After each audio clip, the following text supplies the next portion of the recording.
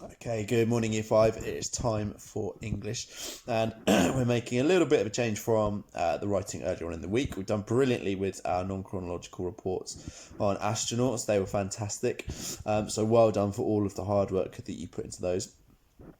Today we're going to move on to look at, it's just a little one-off lesson here. It's quite good fun. Before we move on to a new unit on Monday, we're going to do some grammar tomorrow. So today we are going to do some descriptive writing based on a space scene. Now, there is a video clip on this hyperlink here. There. If you click it, it should take you to the YouTube link. If not, the YouTube link is in the tapestry post if you need it.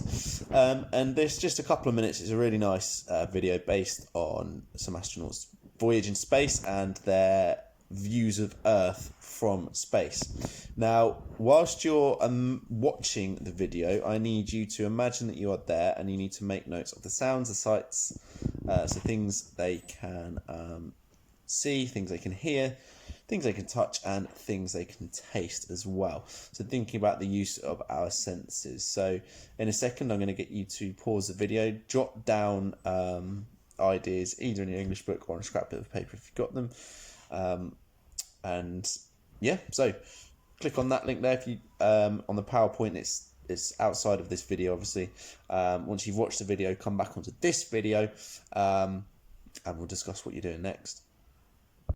Okay, hopefully Year 5 you enjoyed watching that little clip for the MIT astronauts journey in space and what they saw and how they viewed Earth from there. So today our job is to write a sort of a setting description, essentially, but we're going to imagine that we are up in space, possibly on the moon, and we're looking down at Earth, and we want to think about what the astronauts said towards the end of that clip. They were talking about being able to see Earth from space as a life-changing experience, and they went into loads of lovely detail about that. So there's a little prepared piece of writing here, which we've done for you to have a look at, and I'm going to read it to you now.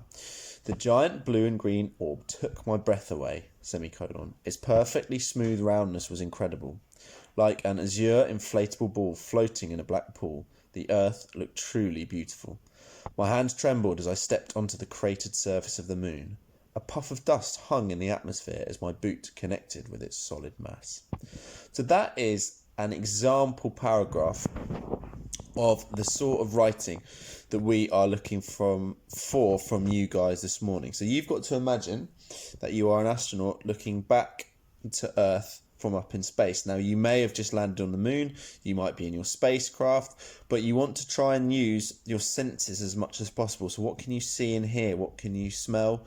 What can you touch? And if you can, what can you taste as well? So talk through the success criteria there. The success criteria are also attached to this tapestry post. I'm going to zip back and show you them on this slide as they're slightly easier to see. So we want you to use the 5 senses we talked through. We want you to vary your sentence openers. So not just I. Think about fronted adverbials. Okay, we're thinking about high-level vocabulary and word choices. Now, if we go back onto our example there, we've got azure. We've got the giant blue and green orb. We have got talking about hands trembled.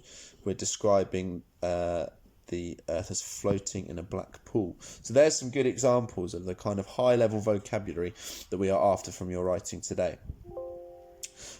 Think about using similes, metaphors, and personification. Can you personify what the Earth is doing? Can you give similes and metaphors for what they're doing? Remember, similes are comparing things. So as green as the, or like such and such. A metaphor is saying that something is actually something else.